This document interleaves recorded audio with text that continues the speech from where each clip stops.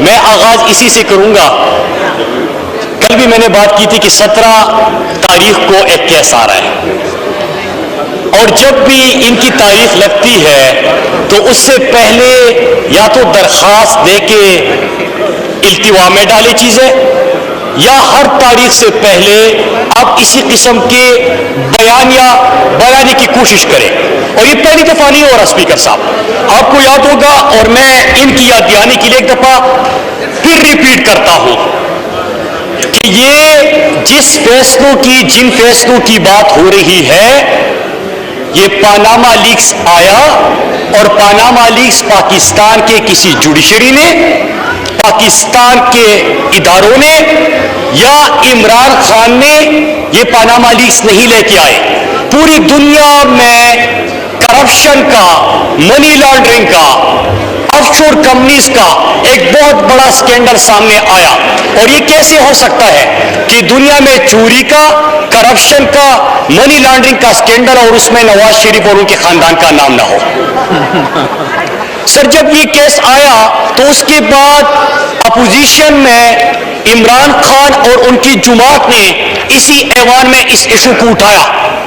اس وقت کے وزیر اعظم اور آج کے مفرور نااہل سابق وزیر اعظم نواز شریف یہاں پہ اس ایوان میں آئے، اور آپ کو یاد ہوگا اسپیکر صاحب، انہوں نے بڑی لمبی تقریر جاڑی، اور آخر میں اسپیکر کو مخاطب کرتے ہوئے کہا کہ حضور یہ ہے وہ ذرائع، اور انہی فلیٹس کے بارے میں کہا جس کے بارے میں ان کے نواز شریف کی صاحبزادی نے کہا تھا کہ میری لندن تو کیا پاکستان میں بھی کوئی جائیداد نہیں ہے. اس کے حوالے سے ایک بیٹے نے کہا کہ جی الحمدللہ ہمارے ہیں جب پاناما لیکس آ رہا تھا. اور جب سپریم کورٹ پہنچے تو اور ایوان پہنچے تو حضور یہ ہے وہ ذرائع. اور جب سپریم کورٹ پہنچے اسپیکر صاحب تو ذرائع کی بجائے قطری خط سامنے آ گیا. اور جب ان سے منی ٹریل مانگا گیا تو ذرا سنیے، جس طرح شہباز شریف صاحب ٹی ٹی اسکینڈل میں پیش ہوئے تھے، انہوں نے کہا کہ مجھ سے کیا پوچھتے ہیں، میرے بیٹوں سے پوچھیں، میں تو 150 کا دودھ بیچ کے گزارا کرتا ہوں.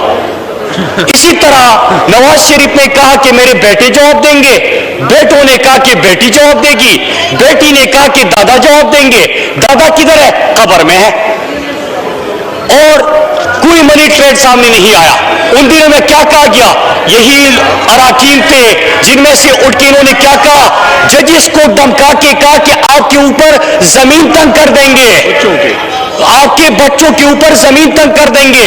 ان کو دھمکایا، ان کو دھمکیاں دی. جب جے آئی ٹی بنی تو جے آئی ٹی کے اراکین کو بھی دھمکانے کی کوشش کی گئی. ایک کام نہیں کیا جو اگر حلال کی کمائی ہوتی تو جس طرح سپریم کورٹ میں اس وقت کے وزیر اعظم عمران خان کا کیس چلا تو انہوں نے یہ نہیں کہا کہ میں اس وقت کرکٹ کھیل رہا تھا. پوری دنیا کو علم ہے پاکستان کی نمائندگی کی، دنیا کا بہترین آل راؤنڈر بنا، حق حلال کی کمائی پاکستان لے کے آیا. 40 سال کا منی ٹریل عمران خان نے دے دیا. لیکن جب کمائی حرام کی ہو تو اس کی رسیدیں نہیں ملتی. اسی طرح ڈرایا اور دھمکانے کی کوشش کی جاتی ہے. سر، میں ایک اور سوال کرتا ہوں. آج بھی تقریریں جا رہی ہے. اس وقت بھی خواجہ آصف نے کہا تھا میاں صاحب فکر نہ کرو، لوگ بھول جائیں گے، چند ہی دنوں کے بعد کی بات ہے، لوگ بھول جائیں گے. عمران خان نے کہا تھا کہ نہ قوم بھولے گی نہ میں بولنے دوں گا. آج بھی اسی کی بات ہوتی ہے، آج بھی اسی کے اوپر سوال ہے. جمہوریت کی بات کی گئی تو یہ کیس، اور رانا شمیم کے بارے میں تو میں اتنا کہوں گا کہ ایک چیف جج جو لگایا 2015 میں، اس وقت کے نواز شریف کی حکومت میں گلگت بلتستان کا چیف جج لگایا، اور اس کی آگے کی تاریخ میں نہیں جاتا. لیکن اسپیکر صاحب میں چند سوال کرتا ہوں. جمہوری سوچ کی بات کی گئی، جمہوریت کی بات کی گئی. اب ذرا سنیے اسپیکر صاحب، ایک بڑے شریف صاحب کے، ان کا ایک صاحبزادہ تھا جس کو ایکٹنگ کا بڑا شوق تھا. رنگیلا کے پاس بھیجا، اس نے کہا کہ یہ ایکٹر نہیں بن سکتا. کرکٹ کا شوق تھا، جم خانہ بھیجا، جم خانہ میں کرکٹ کھیلتے تھے، اپنا امپائر ساتھ لے کے آتے تھے.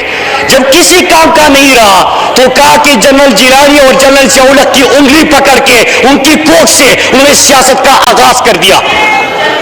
اسپیکر صاحب، یہ جمہوریت سکھاتے ہیں.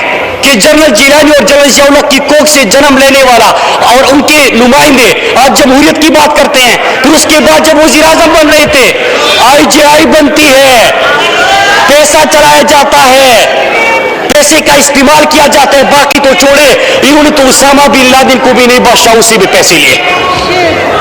ان کو ججز چاہیے, میں پھر کہوں جسٹس قیوم کی طرح, جس کو کال کر کے یہ کہہ سکے کہ کسی کو کتنی سزائیں دینی ہے, کس کو اندر کر دو, کس کو باہر کر دو. ان کو جرنیل وہ پسند ہے جو جنرل ضیاء الحق اور جنرل جیلانی کی طرح ان کو انگلی سے پکڑ کے ان کی سیاست کو مضبوط کر سکے.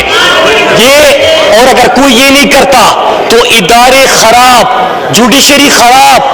اگر کوئی ججز ان کی بات نہیں مانتے تو سپریم کورٹ کے اوپر حملہ کس نے کیا تھا؟ یہ جمہوریت اور قانون کی بالادستی کی بات کرتے ہیں. اور پرائم منسٹر عمران خان کی بات کی سنیے گا سر, کہ پاکستان کی تاریخ میں اگر کوئی سب سے لمبی سیاسی جدوجہد کر کے اس ملک کا مقبول ترین لیڈر وزیر اعظم بنا ہے تو وہ پرائم منسٹر عمران خان ہے. 1996 سے لے کے 2021 آج کے دن تک اگر جمہوریت کی کوئی کوشش کر رہا ہے تو وہی عمران خان ہے. باقی جماعتوں میں بتائے کس میں جمہوریت ہے؟ کوئی. اگر پیپلز پارٹی کا آغاز ہوا تو ایک جنرل تھا, اس کی کابینہ کا حصہ بنے, اس کا ساتھ دیا, ڈیڈی ڈیڈی کہہ کے ان کو پکارا گیا, پھر اس کے بعد جو ہے وہ سیاست میں آتے ہیں, جمہوریت کا راگ لاتے ہیں. اگر نواز شریف کی بات کرے, ان کی نمائندوں کی بات کرے تو پہلے جرنیلوں کی کوکھ سے اپنی سیاست کا آغاز کرتے ہیں, جنم لیتے ہیں, پھر جمہوریت کا راگ لاتے ہیں. اور اسپیکر صاحب ایک گزارش میں کرتا ہوں, اگر اتنے سچے ہیں, اتنے اچھے ہیں, تو آج بھی پورا ٹبر لندن میں وفرور اور اشتہاری کیوں بیٹھا ہوا ہے؟ ذرا سوچئے سر, 3 مرتبہ اس قوم نے اس کو وزیر اعظم منتخب کیا, اس ملک کے وزیر اعظم بنے, لیکن آج وہ پاکستان آنے کے قابل میں نہیں ہے. وہاں سے بیٹھ کے ملک کے خلاف سازشیں کرتے ہیں, پاکستان کے اداروں کو ٹارگٹ کرتے ہیں, نشانہ بناتے ہیں. وہ خود مفرور اور اشتہاری, بیٹے دونوں مفرور اور اشتہاری, سمدھی ساکدار مفرور اور اشتہاری, اور شہباز شریف کا بیٹا مفرور اور اشتہاری, داماد علی عمران مفرور اور اشتہاری.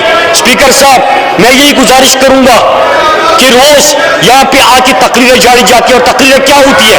کل خواجہ آصف نے کہا کہ نواز شریف کے صاحبزادے کو نشانہ بنایا جا رہا ہے, مائیں بہنیں سب کی سانجھی ہوتی ہے.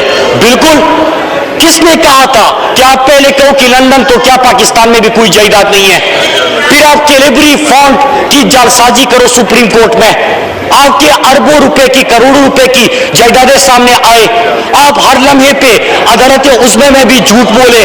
کس نے کہا تھا آپ کو؟ اور یہی وجہ ہے ہمارے ملک میں خواتین کی عزت ہے, اسی لیے یہی وجہ ہے کہ مرد تو سارے بھاگ گئے ہیں, یہاں پہ خاتون بیٹھی ہوئی ہے.